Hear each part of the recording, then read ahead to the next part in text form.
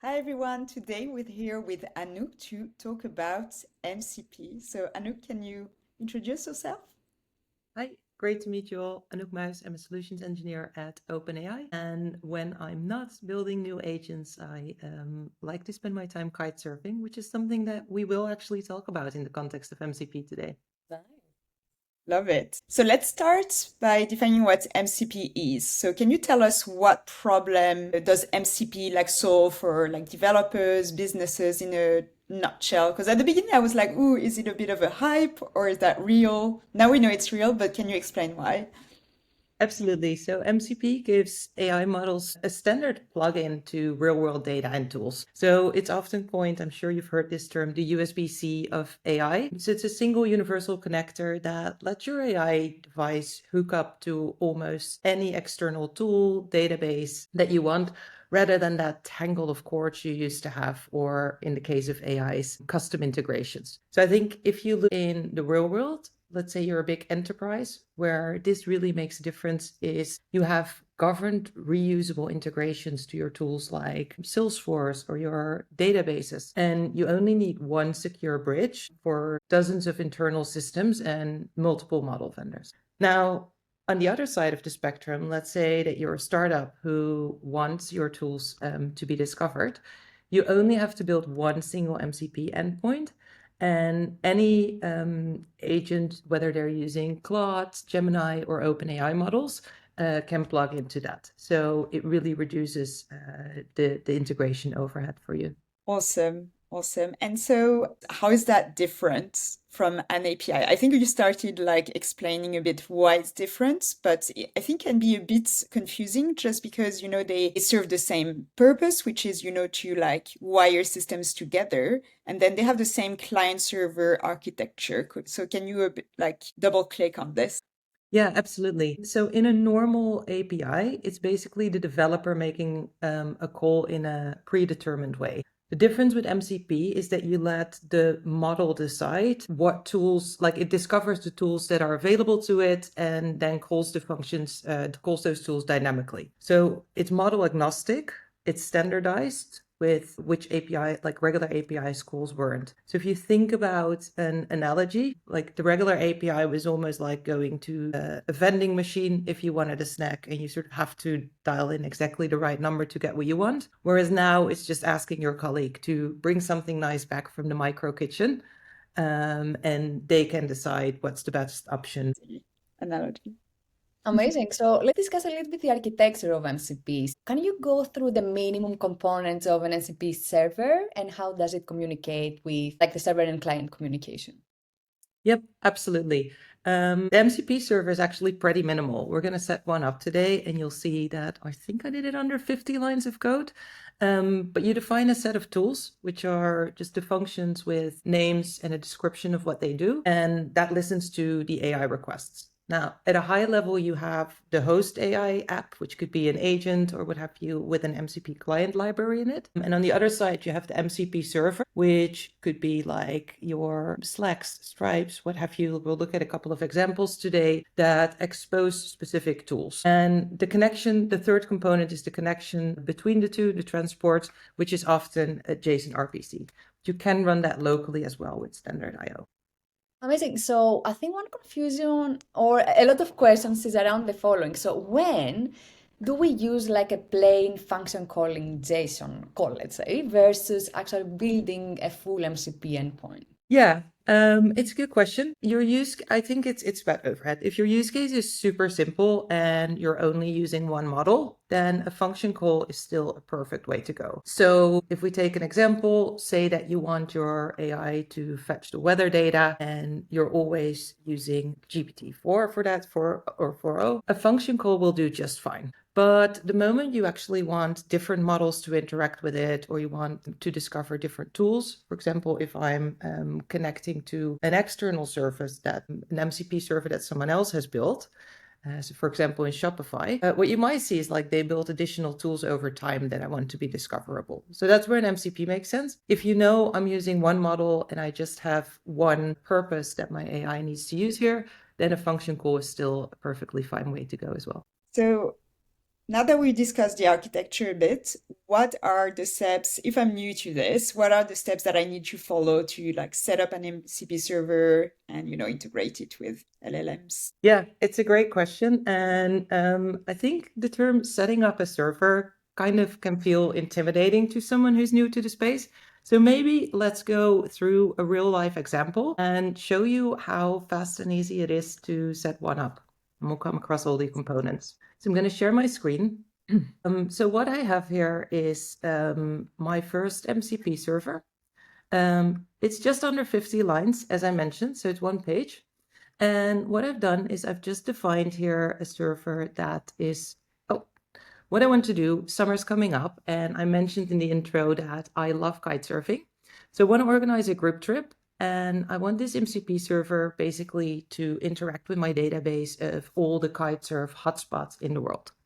So I have my kitesurf hotspot MCP, and I've given it the instructions to search and fetch information about those spots, find the best season to go somewhere, the wind conditions, and recommended skill levels. And in my tools, I've defined two tools, a search tool and a fetch tool.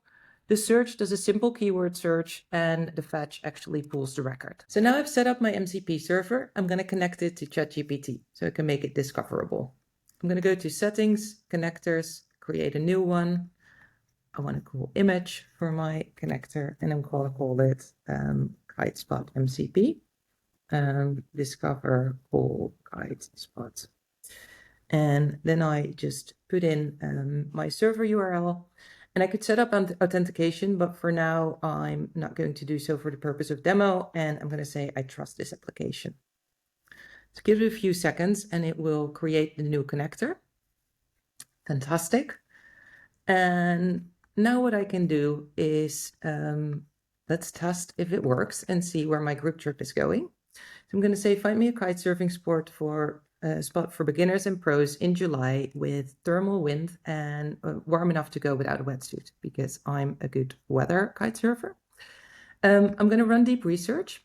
And when you see now new in ChatGPT, the add sources when we run deep research. And just there, I have my KiteSpot MCP. I'm going to toggle that on, and I'm going to kick off my research. Now, as we're used to from deep research, like any good researcher does, it's going to have some follow-up questions for me. So do I have a preferred region? Both work. Yes, please would be great if we're on the same beach. And I like a little party. So let's get party and lively. We know too much about you, no? That's true. It's dangerous.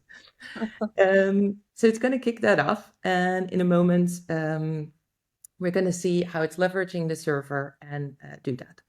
Now, deep research can take a few minutes. So I actually ran this search a moment ago before we started the conversation, and I'll show you the results right here. We ran the same prompt, find me a kite surfer spot. I answered the questions, and just like that, I now have a number of top destinations from Tarifa in Spain to Cabaret in the Dominican Republic and Cumbuco in Brazil. So sounds like I have a fantastic summer coming up. This is amazing. Also, just for context, for people who are not familiar with ChatGPT Enterprise, so deep research people may know it from personal ChatGPT. So it gives you an analyst type of report, like very detailed, where it's going to take 5 minutes, sometimes up to 30 minutes, look over the web, find information, pivot depending on the information that it finds. So really like an agent that's, thinking. And so everybody knows it for the web search that it does. What Anouk just showed here is how to connect that to MCP, which is really cool, I think. I have one question. Like, one thing that I noticed was that to connect the MCP server, it is actually on data sources and not under the tool. Yes, so the tool that we're using is deep research, and then we Okay. can choose what we want deep research to leverage. So other new tools that we have is like maybe you want to integrate it with your Google Drive if you're in a big Mm. organization. So now rather than just searching the web, deep research can actually look at all your information. So I don't know if you've ever been in that position at work where you're like, I know I saw that deck or I know I saw those numbers, but I don't remember which Slack channel or who sent it or exactly when. This is your answer. Or you could also connect it to your GitHub. So a new joiner in the software engineering team needs a detailed onboarding guide to understand the repo, can connect it to GitHub and say, explain everything to me and how to onboard. Like that's another It's use. incredible. And I think I Yeah. can attest to the fact that we use it all day, every day. Yeah. I agree. Awesome. So then next question. So now let's move to like how to use it with the API, because here we showed how it worked with ChatGPT, right? Are you able to show us how that works using the API and how that like connecting to a server using the playground? Yeah, of course. So we're halfway through planning my summer trip. One of the things when you cut off the water, you're typically pretty sore. So I'd love to add some yoga maybe in the evenings. And in order to do so, I want everyone in the group to be able to order some new yoga gear. So what we're going to use for that is an existing MCP server by Shopify. I'm now in the OpenAI API playground. I'm using my GPT 4.1 model, and I'm leveraging the Responses API. And what's exciting about the Responses API is that we recently launched native support for MCP servers. So earlier we set up our own MCP server. We found great locations for our holiday. Now let's make sure that we have the right outfits for that holiday. So I'm going to connect to the Shopify MCP, and I'm going to pick the Alo Yoga store as my store URL because I hear that's what the hip people do these days. And you can see it gives me all the tools that they offer in their MCP server. So I can search the shop catalog, get my cart, update my cart. This is the equivalent of where we just built the two tools, search and fetch. And you can choose which ones you want to be discoverable to your model. For now, I'm going to leave it at this because I'm happy with all the tools that they have. And I'm going to have GPT create some system And so instructions this for me. Shopify server is managed by Shopify, right? And released, and you through here you just integrate with whatever they build. Correct. So Okay. I'm now currently, GPT is writing my system prompt for like a shopping assistant. So this shopping assistant is providing advice and choosing appropriate yoga gear. And by giving it access to the MCP server of Alo Yoga, it's basically able to find the tools that Alo Yoga makes available there. So if I go shopping now and I say, hey, I want to go to Brazil in July, find me some high-rise red leggings. Because of the question, my AI is basically going to know to call the MCP server. The first thing it does is it's going to list the tools that it's available. So it discovers what do I have available. That sounds amazing. Will I be indoors, outdoors? And then it actually searches for the catalog. So do I want that? Yep, I want the high-rise red leggings. So I'm going to approve that action in this case. And just like that, it's going to give me a number of recommended products in the Alo Yoga store. And it should give me some images as well. And just like that, I can now go shop for them. So you can see it's a really lightweight way for me to interact. I didn't build anything from scratch. I did a 2-click integration. I discovered all the tools, and now I can interact with that straight away in my application. Yeah, I love when you see the tools appearing. For me, that's when I saw that for the first time. That's when I was like, oh, okay, that's the difference with how the API works. It's really cool. For me, the beautiful with this is that now you can integrate with completely different applications that you have no control of, you don't know what's happening behind, and you just integrate with just a nice function naming convention that you just call. It You, really speeds up development. yeah. I think it's an enormous unlock. And connect the dots with different systems, though. That's great. Good. Thanks for the demo. Let's move to like best practices. So what would be the best way to like cache tools so that agents stay like fast but without having outdated information? Like what would be the recommendation? Yeah, it's a fantastic question. I think the golden rule for fast agents is cache what you can. And you just mentioned what you love is sort of that tool discoverability. That's something for most MCP servers that might not change daily. So caching the tool list is most of the time a really good best practice. And the way to do that, if you use the OpenAI Agents SDK, for example, we have a cache tools list is true argument when you connect that.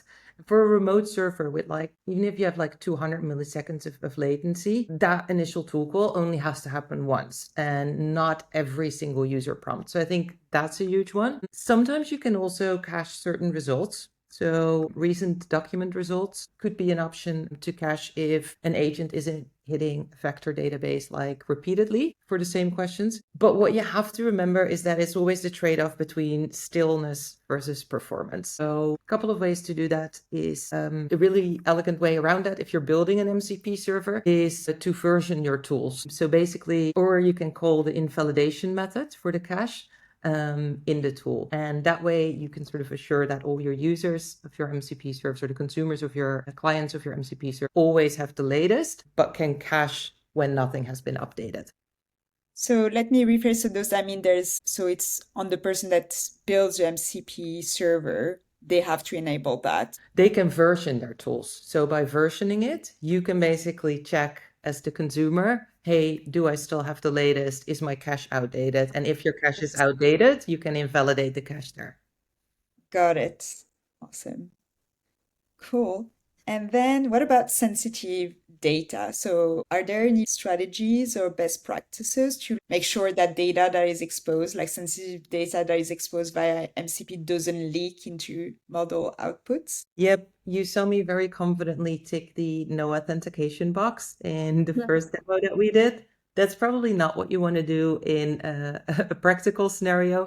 So the first privacy with MCP is all about access control and minimal exposure. So you want to use strong authentication. Most servers rely on either API keys or OAuth for that. Then secondly, you want to apply the principle of least privilege. So the MCP server's permissions need to be the bare minimum of what it needs. So I have an interesting example of a customer who first started building like with their MCP servers and they gave it like read and write access. And in the chain of thought, basically the model went awry and said, I've actually decided I'm going to clean a little bit up. And it started moving all these files around and it was nothing catastrophic, but it also wasn't intended behavior. So yeah, two things. For like the user perspective, like make sure that you authenticate properly. And for the server's abilities, make sure that you start minimal. And that's also how I would recommend getting started. Maybe read only, not too many tools, don't overload it with tools, and sort of see how the AI behaves. And from there, you can build it out.